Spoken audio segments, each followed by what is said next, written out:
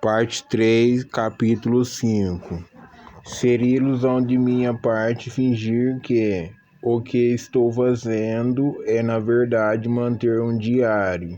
Há uma semana que se iniciou o período escolar e estou cansado demais no fim de cada dia para fazer mais alguma coisa além de dar uma olhada nas anotações para as aulas do dia seguinte ou cochilar sobre um jornal ou uma revista.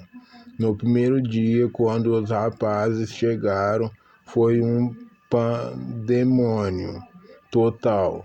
Cumprimentar os pais que tinham um elogio especial ou pedido especial para fazer sobre os filhos, ou que me afastavam para um canto para me confiar que seu filho tinha de ser observado, para garantir que tomasse um certo remédio todas as noites, para anemia, ou que tinha um problema de masturbação, ou ainda que ficava devaneando em aula e precisava de vigilância constante com relação aos seus estudos para ajudar a alcançar suas notas.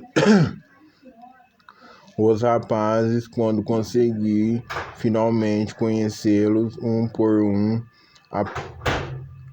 um, pareceram um grupo normal de jovens bem-educados, corteses com os mais velhos, ainda que os ares de um pouco de superioridade e impetuosos entre si.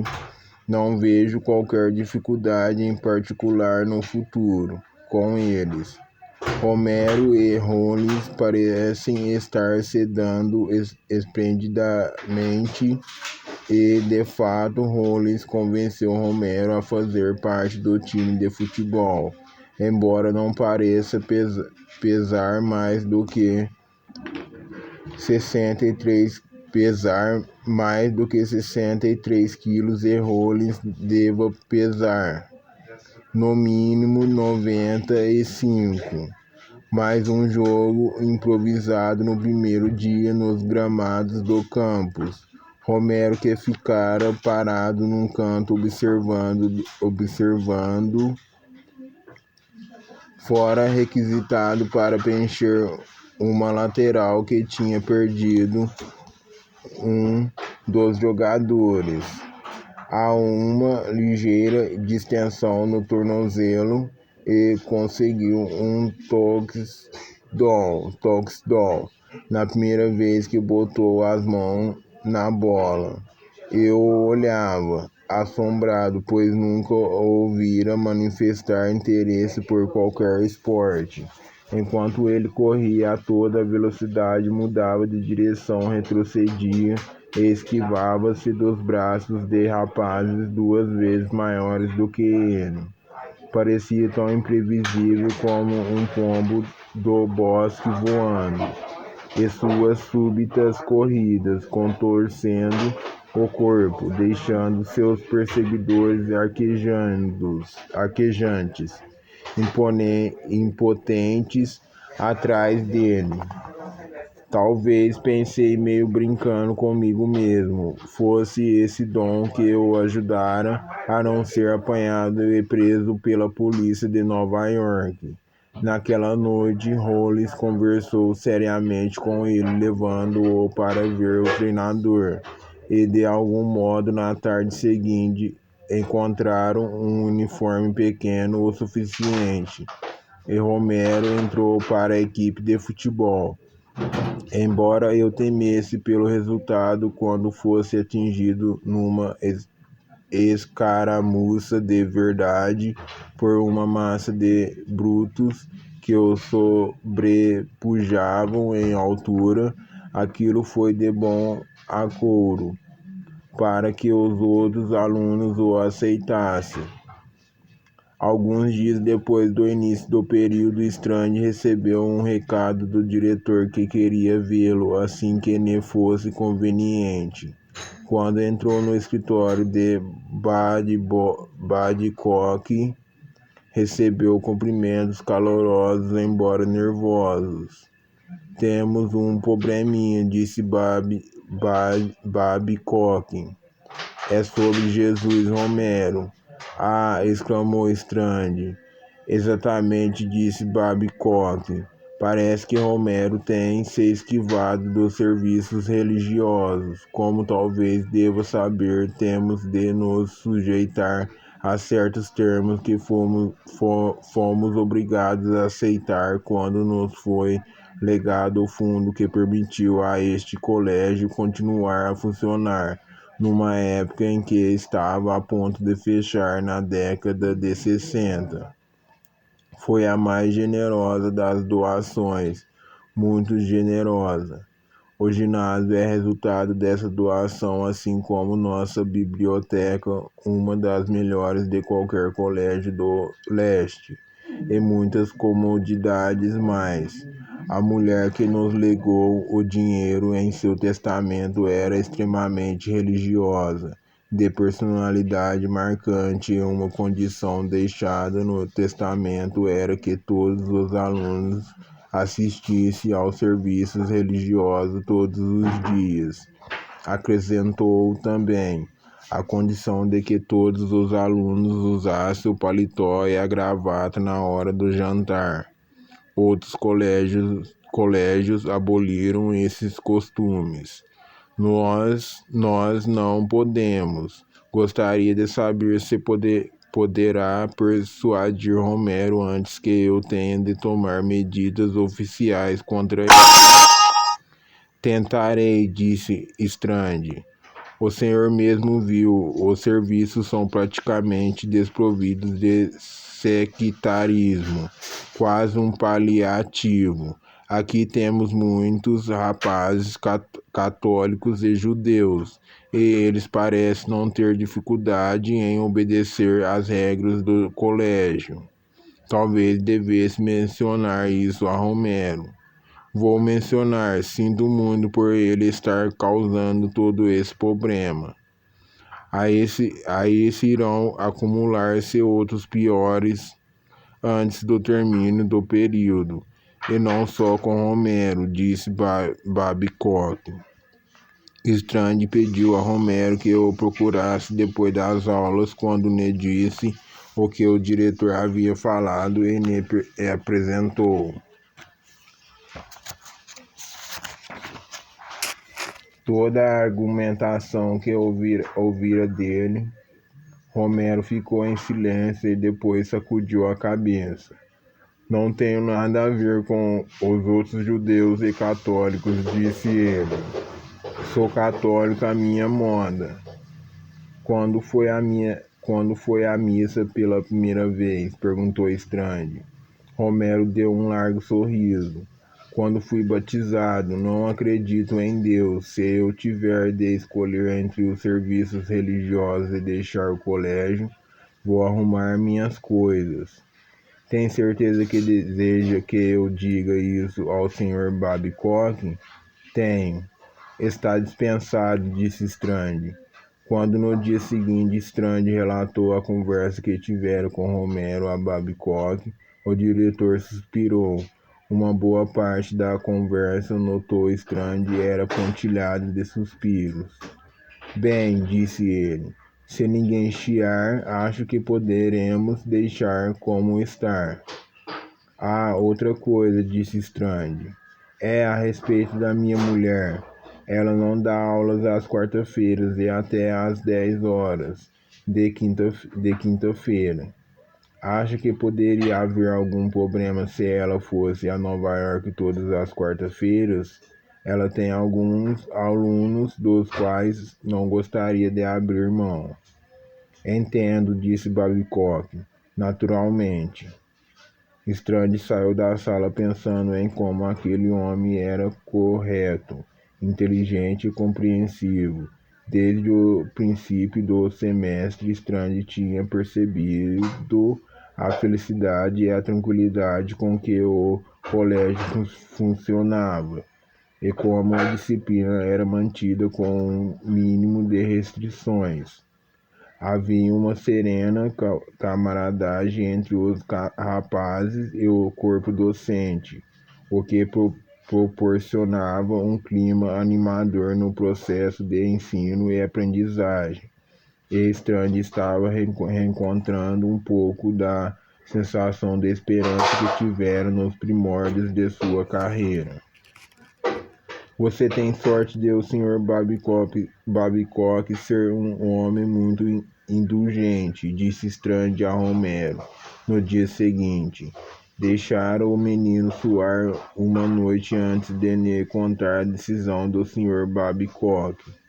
Ele vai deixar você continuar aqui, apenas não precisa espalhar o fato. E você deve escrever-lhe um bilhete de agradecimento. Perguntou se ele acredita em Deus. Não abuse da sorte, rapazinho, disse Strand, bruscamente. Romero tirou um pedaço de papel do bolso e desdobrou-o. O senhor precisa assinar isto, Sr. Strand, disse ele. É a autorização da minha mãe para que eu jogue no time de futebol. Consegui esta tarde. Strand olhou para o papel. Era um formulário do departamento de atletismo, com um espaço para a assinatura de um dos pais e outro espaço para a assinatura do Ballsmaster, atestando a autenticidade da assinatura do pai ou da mãe. Neste caso, era apenas um X rabiscado a lápis. Enquanto Strand olhava para o papel, Romero olhava para ele com um olhar escuro e desafiador que Strand ainda achava inquietante. Mas, por outro lado, essa evidência de transição numa geração de uma mulher analfabeta para um adolescente que discutia ansiosamente sobre as obras de Edward Gibson fez Strand pensar com mais benevolência do que habitualmente sobre o trabalho do sistema de ensino público americano. Quando deu o formulário conforme exigido ao Sr. Johnson, o técnico de futebol, um jovem sério e devoto que fazia orações antes de cada jogo no vestiário, quando pedia a Deus não pela vitória, mas pela segurança dos jogadores dos dois times, ele ergueu a sobrancelha diante do X. Acho que isto é legal, comentou ele. Eu diria que sim, falou Strand. De qualquer forma, disse ele, o menino leu os sinais. Depois acrescentou com um sorriso, embora raramente o siga. Deixa os rapazes doidos. Eles nunca sabem o que Romero vai fazer. Se ele é convocado para circular numa ponta e as coisas não lhe parecem boas ali, já vira para o lado contrário e vai pelo centro ou mesmo pela outra ponta. Mas tudo errado, eu repreendo por isso, mas não adianta nada. E é difícil ser agressivo com ele, por isso, mas não adianta nada. E é difícil ser agressivo com ele, com aquele tamanho. Já é muita coragem só o fato de estar lá, e na maior parte das vezes consegue fazer as coisas e sair ileso. De alguma forma mostra jogo e corre um bocado. É como uma enguia. Ninguém consegue pegá-lo. É quase como se estivesse fugindo de um linchamento. Acho que não se importa se ganhamos ou perdemos um jogo. Ele só quer mostrar a todo mundo que ninguém pode pegá-lo. Vou dizer-lhe uma coisa, Sr. Strand. Durante toda a minha vida como jogador e técnico de futebol, nunca vi um menino igual a esse antes. Não se parece com um atleta. Ele parece um animal selvagem. É como ter uma pantera enlouquecida no campo. Ele vai fazer parte do time? Perguntou Strange. O técnico deu de ombros. Não pretendo usá-lo muito. É pequeno demais para fazer parte efetiva do time. No final, alguém poderia engoli-lo vivo. Não é como nos velhos tempos. Os rapazes de hoje são uns monstros, mesmo os do nosso nível, e os grandes correm tanto quanto os pequenos. Além do mais, o garoto não pode bloquear ou apanhar os lances. Se eu pudesse ensinar-lhe como agarrar a bola no ar depois de a terem chutado, talvez o designasse para apanhar rebotes e fazer os gols.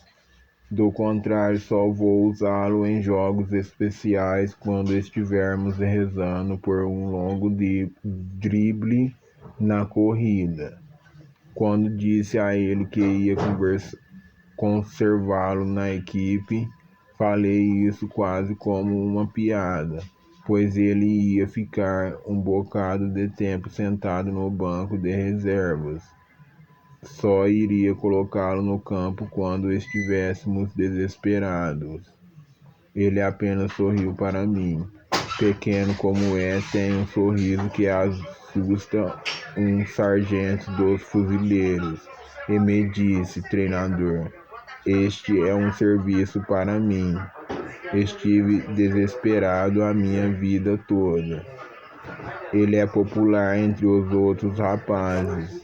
Strange achava que não era hora de contar ao jovem sério e religioso que tinha um bárbaro na linha de defesa.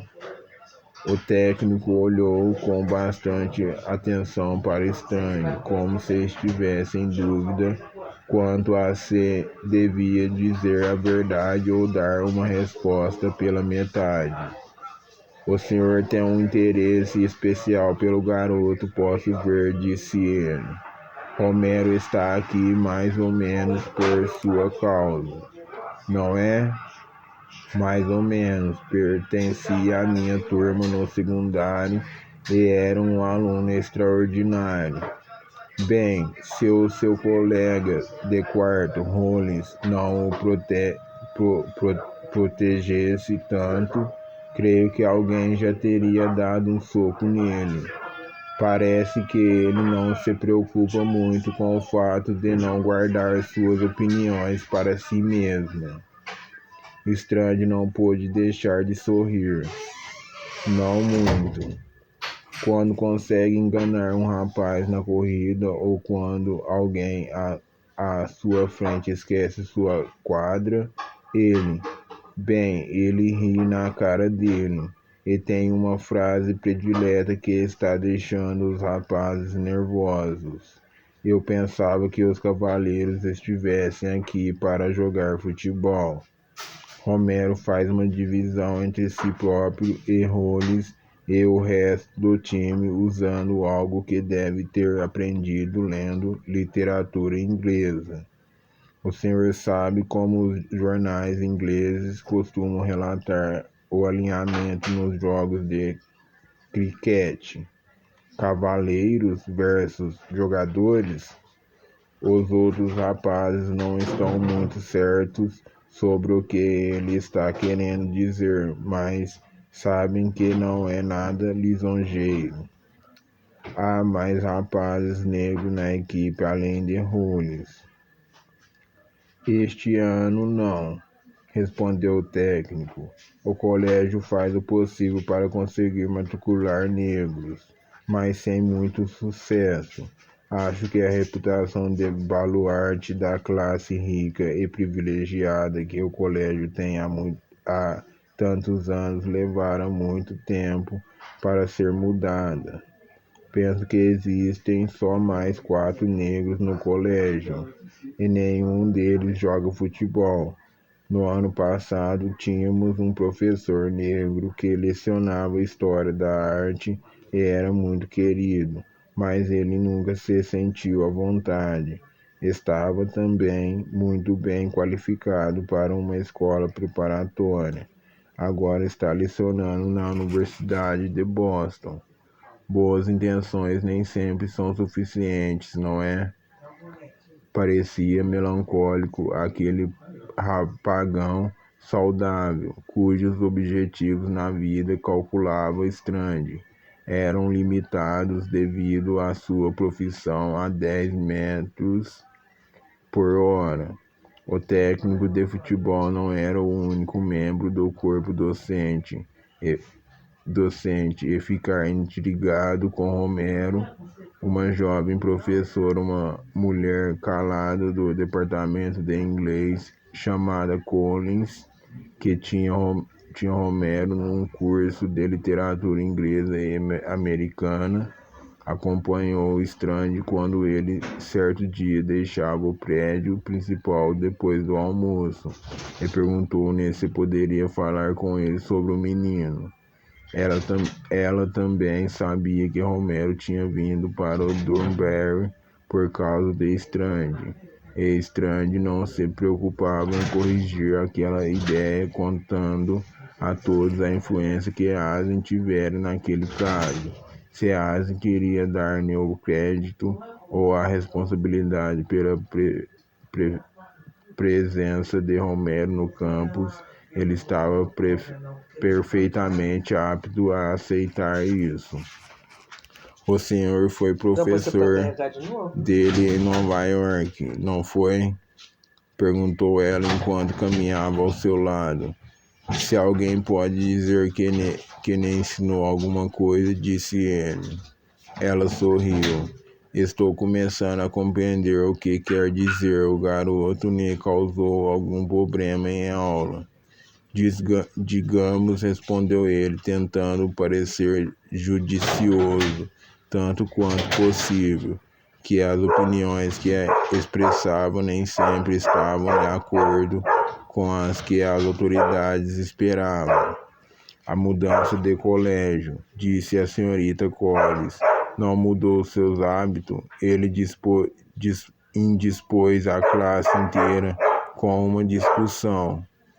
Oh, meu Deus! Exclamou Strange. Sobre o quê? Sobre o quê? O primeiro livro que discutimos foi A Insígnia Vermelha da Coragem, de Stephen Crane. É um livro que os rapazes podem ter como referência e seu estilo é admiravelmente simples. Abre o caminho para todo o estilo da literatura americana. Quando pedi comentários, Romero manteve-se em silêncio enquanto 2 ou 3 alunos explicavam por que tinham gostado do livro. Depois Romero ergueu a mão, levantou-se e disse, com toda a delicadeza, perdoe-me, senhora, tudo isso é lavagem cerebral. Em seguida fez um verdadeiro discurso. Disse que não importa o que o escritor tenha ou não pretendido. O resultado era que aquilo mostrava que nunca se poderia ser um homem se fugisse. Só se conseguiria ser autêntico se ficasse e lutasse. Não importa quão certo fosse que se teria os miolos estourados.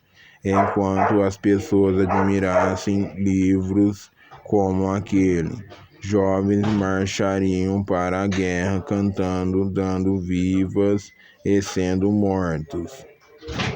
Disse que não sabia sobre os outros rapazes da classe, mas que ele, se não tivesse fugido a vida toda tão certo como existe o inferno, não estaria ali naquela sala de aula aquela manhã.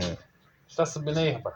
Fugir, disse, é a coisa natural a fazer quando se está assustado.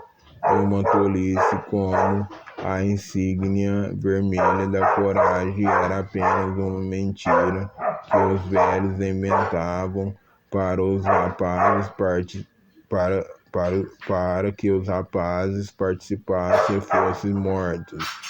Disse que teve um tio condecorado no Vietnã por ter ficado agarrado à sua metralhadora numa emboscada para garantir a fuga dos homens do seu pelotão, e que agora seu tio está numa cadeira de rodas para o resto da vida e jogou a medalha na lata de lixo.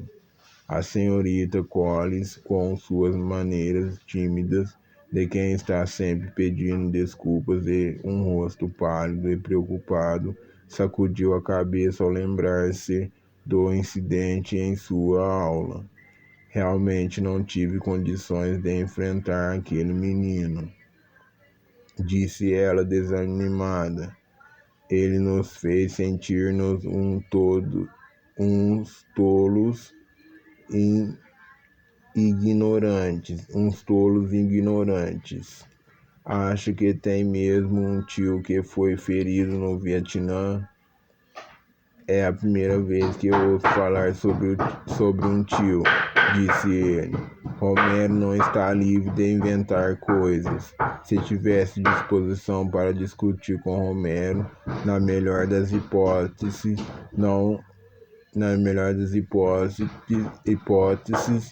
um exercício improdutivo, talvez devesse lembrá-lo de que o autor que ele tinha em tão alta consideração, o Sr. Gibson, usara as palavras valor militar como aprovação em quase todas as páginas.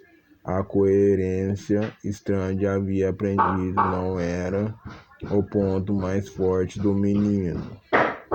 O senhor acha que poderia dizer a Romero que, se ele tem opiniões para expressar que possam perturbar os outros meninos, primeiro deve falar comigo, em particular depois da aula? Perguntou a senhorita Collins timidamente. Poderia tentar, respondeu Strand. Poderia tentar, respondeu Strand. Não vou garantir nada. Reserva não é exatamente uma característica dele. Como dizem os rapazes, de súbito detectou uma nova sutileza no caráter de Romero. O garoto estava sempre à procura de uma audiência, de preferência uma que não lhe fosse simpática. Parecia encontrar sua válvula de escape emocional na hostilidade, e com ela uma sensação de poder sobre os mais velhos, e num sentido material muito mais poderosos do que ele.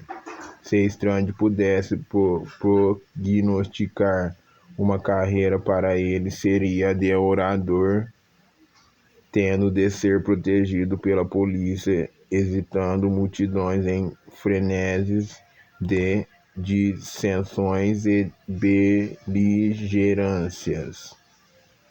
Era uma visão inquietante. Uma das dificuldades em lidar com Romero, continuou a senhorita Collins, com sua voz frágil, é que sempre fala com a maior delicadeza, cheio de mesuras, e é o menino mais bem preparado. Possui memória fotográfica e pode citar literalmente parágrafos inteiros dos livros que já leu, para servir de apoio aos seus argumentos.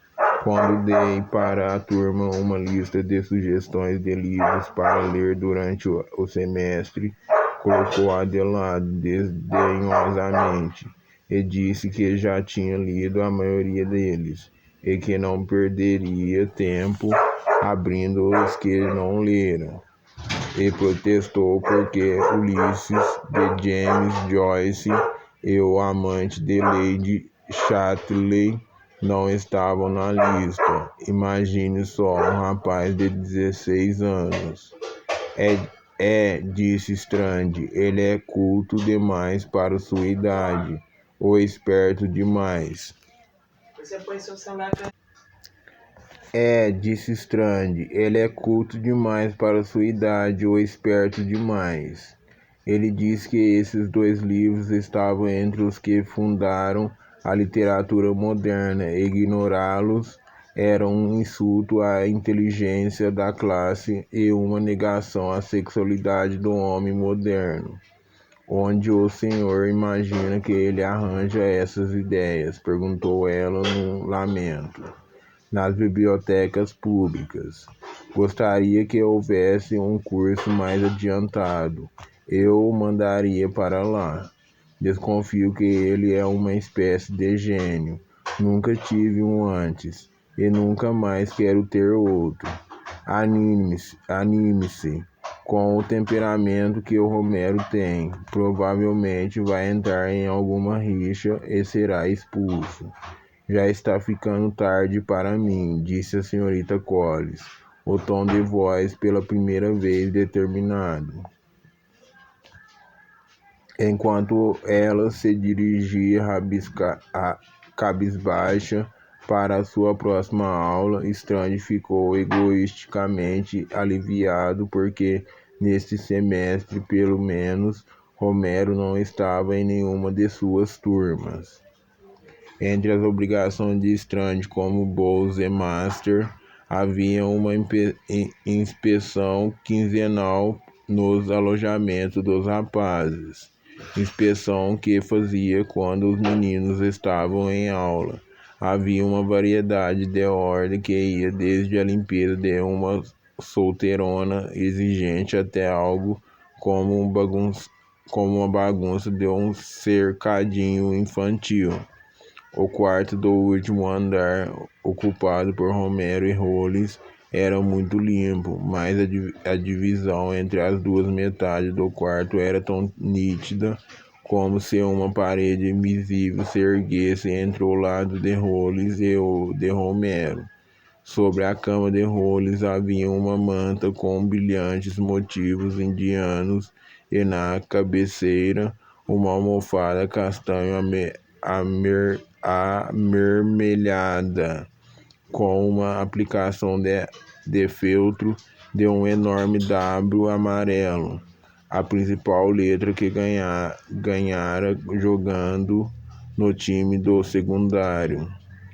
Sobre a escrivania, numa moldura de prata, uma fotografia colorida de um casal negro de meia idade, de aparência respeitável, tirada na frente de uma varanda branca, com a dedicatória da mamãe e papai com amor. Ao lado, uma fotografia de uma jovem negra sorridente de maiô, com uma dedicatória singela, uma bonita caligrafia feminina, uma lembrança afetuosa, clara. Na parede, uma fotografia de 4 rapagões, com amplos sorrisos, o menor deles, o próprio Hollis, todos usando camisetas da equipe principal do colégio, com letras diferentes, todos irmãos. Evidentemente, Hollis segurava a bola de futebol, o irmão ao lado, um bastão de beisebol e os outros 2 bolas de basquete para mostrar que suas glórias atléticas não tinham sido conquistadas num único esporte. Formavam um grupo terrível, embora cordial, e certamente nenhum vizinho se envolveria imprudentemente numa disputa com eles. Na parede da cabeceira da cama havia um cartaz litográfico de um concerto de Ella Fitzgerald. Na mesa ao lado da cama estavam seus toca-fitas cassete e uma pilha de fitas cassete que Strange conhecia pelo alto volume com que eram tocadas. Na pequena prateleira sobre a escrivaninha, uma pilha de revistas Playboy. Strange encontrara revistas sobre garotas nos outros quartos, mais escondidas debaixo das camas. Hollis acreditava piamente que nada tinha para esconder. Na prateleira do armário que ficara displicentemente aberto, qual suas roupas estavam arrumadas ao acaso. Havia umas 6 caixas de bombons, o que fez Strange sorrir ao pensar nos momentos em que, durante a noite, as dores da fome haveriam de acordar aquele corpo enorme e fazê-lo andar às palpadelas pela escuridão para apanhar as gulodices infantis que o fariam aguentar até a hora do café. Em comparação ao lado de Romero, era nu, espartano. As mantas distribuídas para os meninos eram de lã verde-oliva, sem brilho, e a cama estava arrumada com frieza militar. Nada de fotografias nem revistas em evidência, e na escrivania só havia um bloco de notas e um conjunto de lápis bem apontados. Era como se Romero tivesse resolvido que nada do que deixara para trás devesse revelar qualquer fato a qualquer pessoa que pudesse ficar na posição de julgá-lo. As roupas estavam cuidadosamente arrumadas no armário, e na prateleira via-se na famosa edição de 1909, publicada por J. B. Bullen, em 7 volumes, da história do declínio e da queda do Império Romano, que Strange sabia ser de muito valor para um colecionador, que aumentara demais o peso da mala de Romero no dia de sua chegada. Com a diferença de gostos dos dois rapazes, era de admirar como pudesse viver tão harmoniosamente num quarto pequeno e encontrar tanto prazer na companhia um do outro, como acontecia frequentemente. Curioso sobre como exatamente Romero estava de posse da coleção de Gibson, e se ele sabia como os livros eram valiosos, Strange deixou-lhe um bilhete pedindo-lhe que o procurasse depois do treino de futebol aquela tarde. De acordo com o regulamento do colégio, Strange tinha de dar uma nota para a condição de cada quarto e colocar as notas no quadro de avisos da casa. Os números iam de 1 a 10, e ele deu 10 para o quarto de Hollis e Romero. Embora houvesse alguma coisa vagamente perturbadora naquela parede invisível entre as duas camas, Romero entrou na sala de estar do apartamento de Strange, de banho tomado e, como sempre, bem vestido e comedido em suas maneiras. Strange mandou-o sentar e, antes de mencionar o assunto dos livros, fez algumas perguntas sobre suas aulas e sobre o time de futebol em que iria aparecer pela primeira vez naquele sábado. Ele respondeu que gostava das aulas e achava que ia bem. Disse que, quanto ao jogo, duvidava de que fosse participar, mas que gostava do técnico, embora achasse que lhe faltava imaginação. Muito franco, disse a Strange, que havia contado ao técnico que, se não conseguisse jogar no mínimo alguns minutos na segunda semana da temporada, iria retirar-se da equipe para se dedicar apenas aos estudos. Strange perguntou-lhe, como de praxe, se tinha alguma queixa, e ele respondeu que não. Disse que o Sr. Asen lhe tinha escrito comunicando que depositara uma certa quantia na sua conta bancária no colégio e determinara $10 por semana para suas despesas pessoais, como acontecia com outros rapazes de sua classe. Disse que tinha escrito um bilhete para o Sr. Asen agradecendo a generosidade.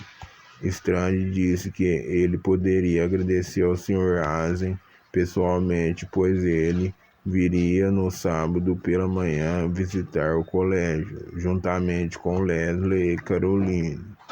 Desconfio que estou aqui por outra razão, disse ele, sorrindo, mas sem malícia. Então Strange trouxe à baila a questão dos livros. Como deve saber, disse ele, são muitos valiosos. São mesmo? Perguntou ele. Com ingenuidade, é bom saber. Como você os conseguiu? Perguntou Strange. Romero olhou para Strange como se estivesse pesando as respostas. Roubei-os, disse, simplesmente. Precisei fazer 9 viagens a uma loja de livros de segunda mão, na Forte Avenue, para apanhá-los um a um. Olhou friamente para Strange como se já aguardasse os comentários. Strange permaneceu em silêncio e ele continuou. Os vendedores daquela loja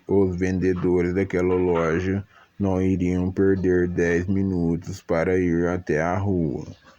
Poderiam ser roubados até a última peça de roupa que só dariam pela coisa quando apanhassem pneumonia.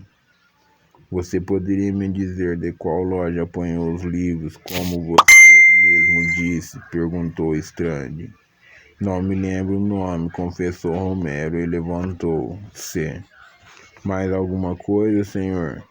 Não no presente momento, disse Strange. Romero saiu. Strange sentou-se à escrivania, olhou pela janela para a penumbra que cada vez aumentava mais lá fora e viu-se diante de um problema de ordem moral que não queria tentar resolver. Preciso não ficar obcecado por este rapaz, pensou. Tenho outras coisas com que me preocupar. O enorme Mercedes com Conroy na direção atingiu a entrada da Madison Residence um pouco antes da hora do almoço, no sábado de manhã. Strange estava nos degraus da casa para receber Leslie, Caroline e Asen.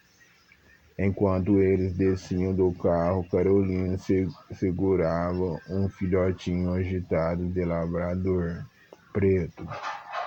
Strange ficou emocionado ao ver a mulher e a filha outra vez, mas não queria fazer uma cena de pai e marido amoroso na frente de 2 rapazes da casa que se encontravam na escada observando. No momento evitou olhar para Caroline. Onde está Jimmy? Perguntou Strange. Pensei que viesse com vocês. No último instante, o Sr. Solomon mandou-o a Chicago para se estender com um grupo que está se exibindo lá, explicou Leslie. Isso significa que está subindo no firmamento, me disse ele, e vai tentar ligar para você quando voltar. Mandou lembranças. Que bom para Jimmy, comentou Strange secamente. Depois, ainda sem dar uma boa olhada em Caroline, perguntou quase com grosseria, dando um tapinha no cãozinho. Onde arranjou isto? Foi o Sr. Asen quem me deu. Há 2 dias, quando o Dr. Laird tirou as ataduras. Ela colocou o cachorrinho no chão, sorrindo, mas um pouco nervosa. Tocou no nariz com a ponta do dedo. Gostou do trabalho? Ótimo, disse ele. Achou que Carolina estava linda, mas por outro lado sempre a achara bonita. De fato, parece verdadeira. Caroline riu. De fato, parece verdadeiro. Caroline riu. Oh, papai, não pode refrear seu entusiasmo. O importante é, disse Strange, o que você acha? Acho que o patinho se transformou num cisne, respondeu Caroline, alegre, enquanto entrava na casa. Morro de medo só de pensar no que vou fazer com os rapazes daqui para frente. Não precisa exagerar, disse Leslie, olhando severamente para os dois rapazes, que examinavam Caroline com evidente interesse. A operação foi um sucesso, mas você ainda não é uma estrela de cinema e terá de perder a mania de se olhar no espelho centenas de vezes por dia. Mas ela falava com carinho. Strange podia ver que Leslie estava tão satisfeita com a nova aparência de Caroline quanto a própria menina. Ela não ficou tão satisfeita com a aparência do apartamento, embora a senhorita Shirley tivesse colocado flores nos vasos em lugares estratégicos na sala de estar. Eu não podia imaginar que este lugar fosse tão desolado, confessou ela. Embora vá parecer melhor quando trouxermos nossas coisas, mas certamente poderá suportar uma camada de tinta, pelo menos. Falarei com Badcock sobre isso, disse Allen. Estou certo de que o colégio não irá à falência se chamarem alguns pintores por alguns dias. Não gostaria de parecer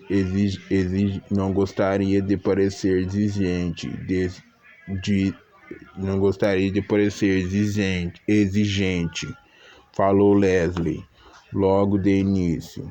Direi a Babcock que a ideia é minha, disse Allen. Você terá a sua pintura. Está na hora do almoço, informou Strange. É melhor irmos para a sala de jantar. Avisei-os de que vocês viriam e eles colocaram uma mesa para visitas, pois há alguns pais de alunos também. Hoje temos o primeiro jogo da temporada de futebol e vieram muitas pessoas para vê-lo. A propósito, nosso protegido Romero está no time. Fazendo o quê? Servindo água para os rapazes? Asen riu. Não, falo sério, disse Strange, enquanto saíam da casa e percorriam o caminho que ia dar no prédio principal. Talvez não consiga jogar hoje, mas o técnico me falou que espera usá-lo em situações especiais. Como vai indo ele de modo geral? Creio que está acompanhando as turmas, respondeu Strange, cauteloso. Tento não dar a impressão de estar me intrometendo, mas parece bastante consciente e não é turbulento nas aulas, como são alguns dos rapazes. Providenciei-me uma lista dos seus professores enquanto eu estiver aqui. Gostaria de trocar uma palavrinha com eles a respeito do garoto. Estou certo de que não estão acostumados com meninos iguais a este. E não gostaria que fossem muito duros por não conhecerem seu passado. Lembrando-se da senhorita Collins, Strange pensou que talvez fosse mais adequado que Allen trocasse uma palavrinha com Romero e pedisse a ele que não fosse muito duro com seus professores. Achou que não era prudente falar a Allen sobre isso, nem mencionar qualquer coisa a respeito da coleção Gibson no quarto de Romero. Asen talvez se escolarizasse, expulsasse o menino imediatamente.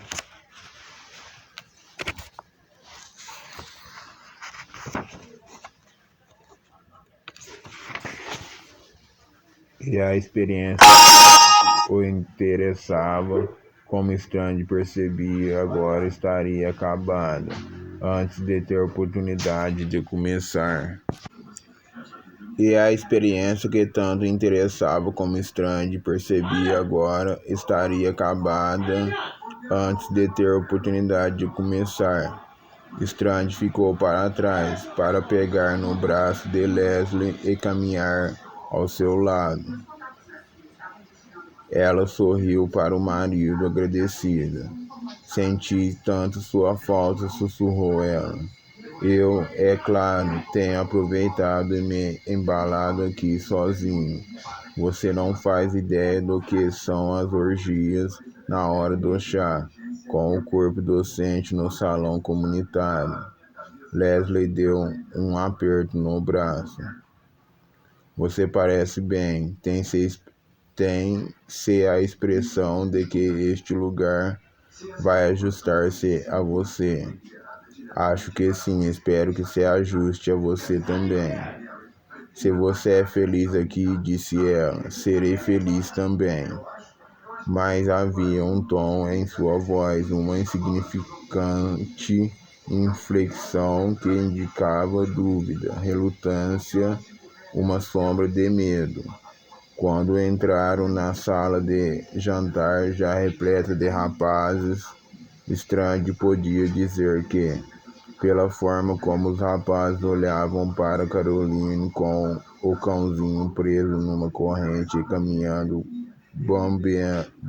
bamboleando ao seu lado, a operação de fato fora um sucesso. Percebeu que Caroline até andava diferente agora e se tivesse de dar uma definição para isso, concluiu seria arrogantemente. Depois do almoço, no qual Asen ficou satisfeito por sentar-se ao lado de um homem ligado ao comércio de petróleo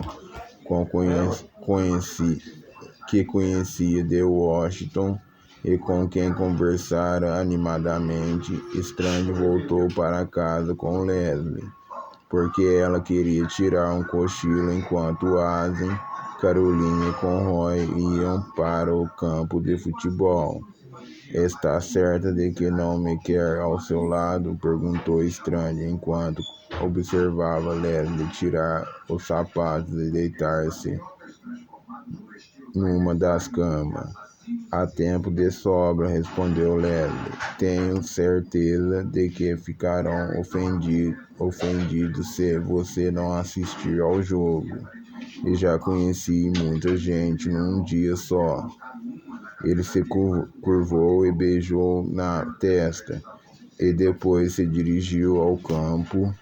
Havia talvez 1000 espectadores nas arquibancadas descobertas de madeira, mas Asen guardara um lugar para ele, ao lado de Caroline. Asen e Conroy sentaram-se do outro lado da jovem. O jogo já havia começado, mas Asen disse que ainda não tinha acontecido nada de importante. Qual deles é Romero? Perguntou. Strange passou os olhos pelo banco, numa das extremidades, sozinho, a uma boa distância do jogador mais próximo a ele. Romero estava sentado, inclinado para a frente, com os olhos fixos nas próprias mãos que pendiam entre seus joelhos, sem olhar para o campo, como se não tivesse qualquer ligação com o que estava acontecendo ali. Número 45, disse Strange. Meu Deus, é tão miudinho, comentou Asen. ao lado daqueles outros guris. Parece que deveria estar no jardim de infância. Tem certeza de que ninguém está fazendo algum tipo de brincadeira com ele? O técnico o leva muito a sério. O técnico talvez seja um sádico, disse Asen, sombrio. Acho que deveríamos colocar no seguro, com cobertura total, hospital, despesas médicas e funerárias. Talvez seja o único meio de você obter algum retorno do seu investimento, disse Strange, pensando na conduta de $500 das Brooks Brothers e na mesada de $10 semanais. Asen lançou um largo sorriso do outro lado de Carolina, enquanto o Strange falava, aceitando o comentário como uma piada. O próprio Strange não estava certo, depois de ter falado de não tê-lo dito, mesmo como uma piada. O jogo foi muito ruim, deixaram cair a bola no chão muitas vezes, depois de apanhar lances perdidos, e houve passos retardados e passes interceptados. Um homem atrás deles, cujo filho jogava tenso e atrasou 2 lances numa fila, continuava dizendo: o que esperava? É o primeiro jogo da temporada. Qualquer que fosse a qualidade do jogo, era agradável ficar sentado ali ao calor do sol de princípio de outono, observando rapazes ligeiros que corriam pelo gramado verde perfumado. Não havia aquela paixão selvagem do futebol profissional ou dos jogadores entre as universidades famosas. Os únicos pênaltis foram causados por impedimento, perdendo tempo demais no agrupamento, e quando um rapaz do Dunbury perdeu os sentidos momentaneamente devido a um nocaute, o rapaz que o atingira ficou ajoelhado, ansioso ao lado do rapaz atingido até que ele se erguesse outra vez. Caroline, com um cãozinho agitado em seu colo, torcia fervorosamente pelo Dunbury e provocante sorria para alguns rapazes do outro colégio, que se voltavam e vaiavam com bom humor. Basta deixar o nome e o número do telefone, disse um dos rapazes, e nos vingaremos em você. Podem pedir ao meu pai. Caroline apontou para Strange com o polegar. Ele leciona aqui. O rapaz riu. Desculpe-me, senhor, disse ele, mas vou levar lápis e papel comigo mais tarde ao ginásio. Seria servido chá após o jogo no ginásio para os alunos dos 2 colégios e os respectivos pais. Strange não duvidava de que o rapaz aparecesse com lápis e papel, mas ficaria feliz em lhe contar que Caroline estaria no Arizona dentro de 3 meses. O marcador foi apertado e no final do tempo o outro colégio ganhava de 26 a 20. Os rapazes de ambos os bancos estavam agora de pé, torcendo por seus colegas de time, mas Romero ainda estava retraído, sentado, olhando para as mãos, quando soou o apito, indicando apenas mais 2 minutos para o fim do jogo. O técnico caminhou para Romero e falou com ele. Romero ergueu-se lentamente, quase sem pressa, colocou o capacete e dirigiu-se para o campo. Numa corrida de aquecimento, outro time estava com a bola na linha de 36 metros, e era sua 4ª tentativa.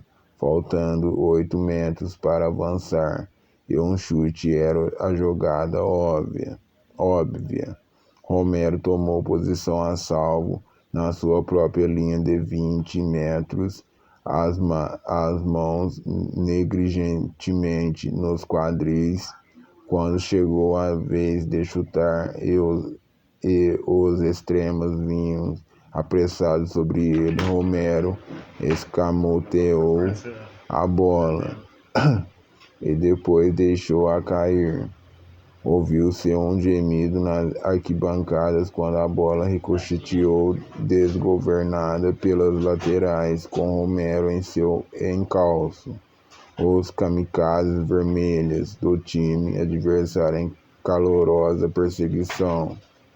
Ele agarrou a bola numa corrida completa e depois parou de repente. 2 de seus adversários passaram voando por ele, sem conseguir tocá-lo. Escapando, voltou correndo, quase chegando à linha do próprio gol. Mas depois se voltou exatamente quando tudo indicava que seria derrubado e correu, esgueirando-se para a lateral oposta. Livrou-se de outro adversário que ia derrubá-lo. Errou-lhes, preparou um bloqueio que, de repente, o deixou sozinho correndo próximo à lateral sem ninguém por perto. E os kamikazes vermelhas o ultrapassaram. Ainda sem agarrá-lo, Romero cruzou a linha do gol, diminuindo desdenhosamente a velocidade nos últimos 10 metros. Parou preocupado e atirou a bola no gramado. Com todos os diabos, comentou Alice, falando alto para ser ouvido acima do clamor da multidão que aplaudia. Pensei ter mandado um aluno para Dunbury, mas vejo que mandei um coelho. Os companheiros de equipe agruparam-se em volta de Romero, batendo-lhe nas costas e apertando-lhe as mãos. Mas ele mais se submeteu aos gestos de aprovação do que tomou conhecimento deles. Foi só quando começou a voltar para o banco numa corrida de aquecimento, errou-lhes e o agarrou, erguendo-o como se fosse uma criança, que ele se permitiu sorrir.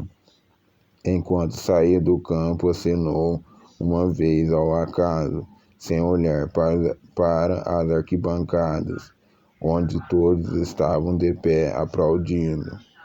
Voltou lentamente para o banco, na mesma cadência de aquecimento, o rosto calmo, e foi para a extremidade onde estivera sentado quase todo o jogo. Tirou o capacete mais uma vez, sentou-se e ficou olhando. As mãos pendiam entre os joelhos, enquanto as equipes se enfileiravam para o ponto depois do touchdown. O técnico se aproximou e bateu em seu ombro, mas nem assim Romero ergueu os olhos. O chute depois do touchdown foi para fora e mal houve tempo para o reinício do jogo. Antes que terminasse com o score final de 26-26, Romero dirigiu-se apressado para o ginásio a fim de tomar banho e vestir-se antes de ser alcançado pela multidão de alunos que se precipitava atrás dele. No ginásio foram colocadas mesas e cadeiras e havia um comprido buffet com pequenos sanduíches e bolos, atrás do qual as esposas dos professores serviam o chá. Strand e Asen sentaram-se a uma das mesas, enquanto Carolina e Conroy iam apanhar o chá. Strand sorriu ao ver o rapaz que tinha pedido o endereço de Carolina no jogo interceptar-lhe rapidamente os passos e caminhar ao seu lado para o buffet. Havia um tranquilo murmurar entre os grupos de pais e alunos. e uma troca geral de amabilidades à medida que a tarde se escoava. Enquanto observava o delicado movimento dos homens de meia idade, francos e sociáveis, e suas esposas elegantemente vestidas, Strange de repente teve a sensação de que por algum vínculo desconhecido eram todos relacionados com Russell Asen.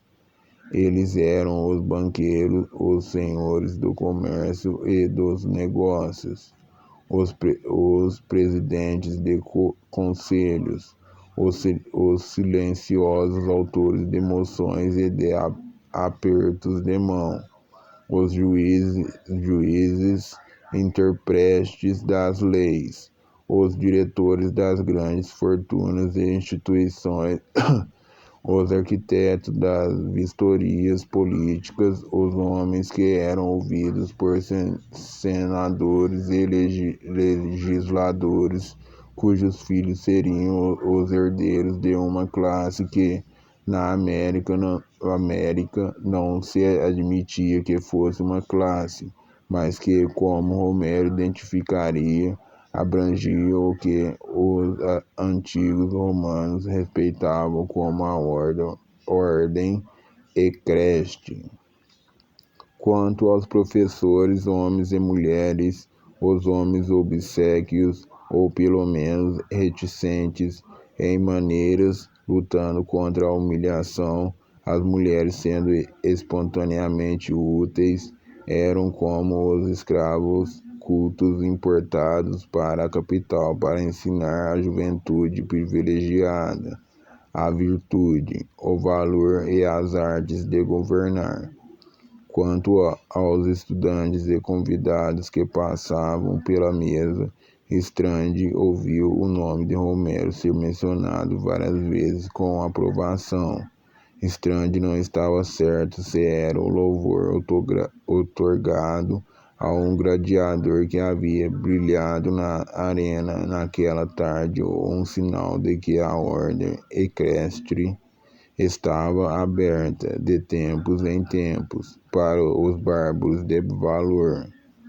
Sacudiu impacientemente a cabeça, descontente com o modo como seus pensamentos se desenvolviam. Ele levantou-se para cumprimentar Johnson, o técnico de futebol, que se aproximava da mesa, sorrindo.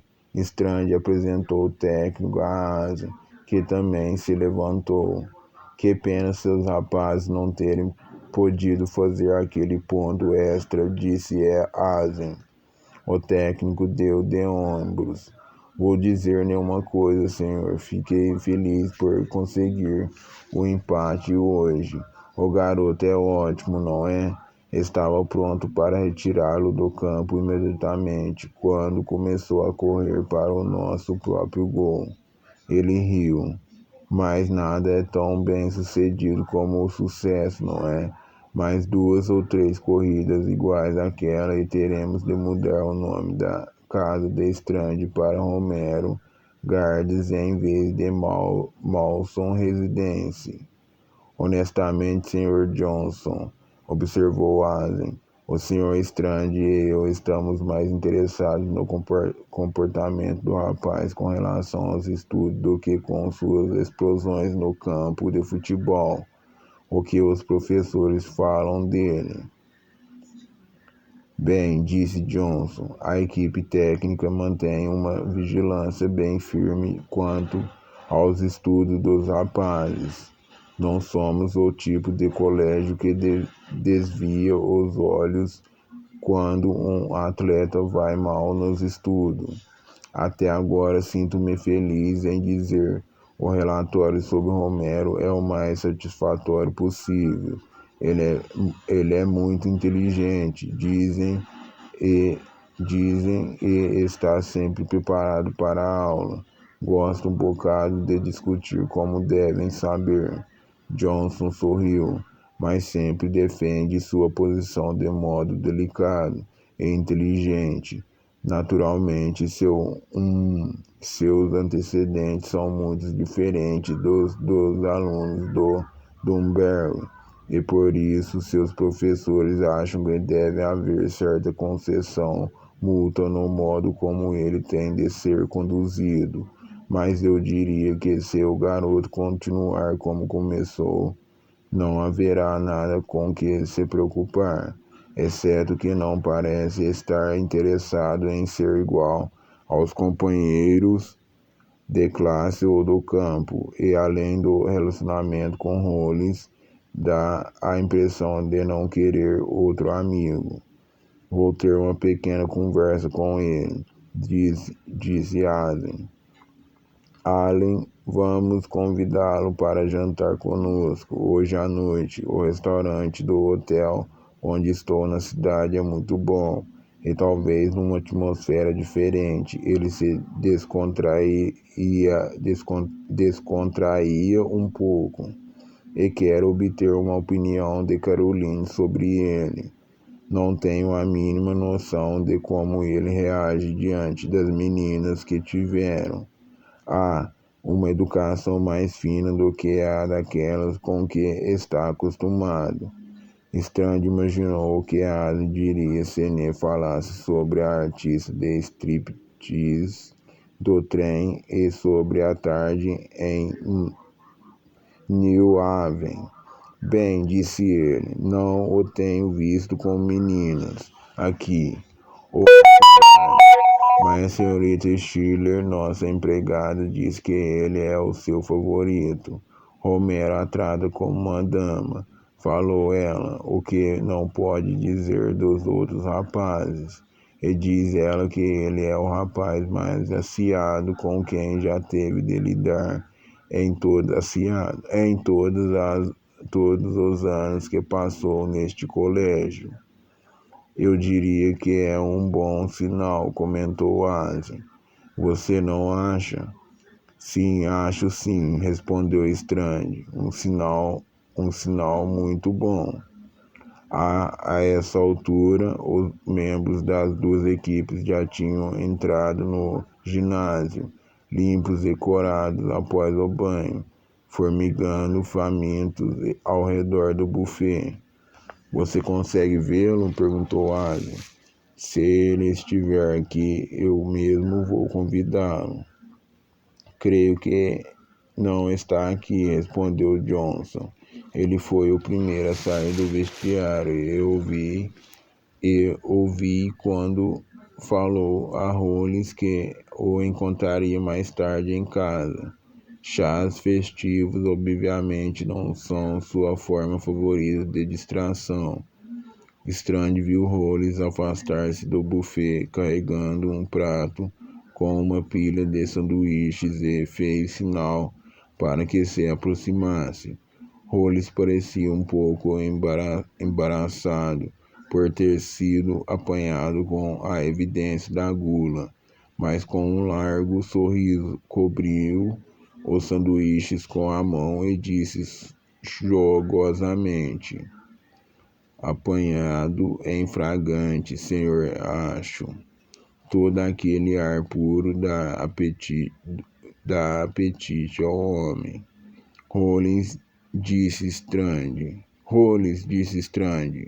Este é o Sr. Asen. Foi ele que possibilitou a seu amigo Romero entrar na Dunberry. Prazer em conhecê-lo, senhor. Colocou o prato na mesa e apertou a mão de Asen. Esta tarde, pelo menos, o senhor é o visitante mais popular do campus. Parabéns pela sua jogada, disse Asen. Obrigado, senhor. Não ganhamos, mas também não perdemos. Faremos melhor na próxima vez. Foi um ótimo bloqueio o que você preparou na corrida de Romero, comentou Johnson. Teríamos sido arrasados se você não tivesse feito aquilo. Bem, treinador, disse Rollins. Com um largo sorriso de novo. Nós, jogadores, temos de mostrar aos cavaleiros que sabemos como nos ajudar mutuamente. Rollins falou Johnson. Rapidamente. Acho que você e Romero podiam deixar de fazer essa brincadeira particular de vocês de agora em diante. Já foi o bastante. Desculpe-me, treinador, disse Rollins, em voz baixa.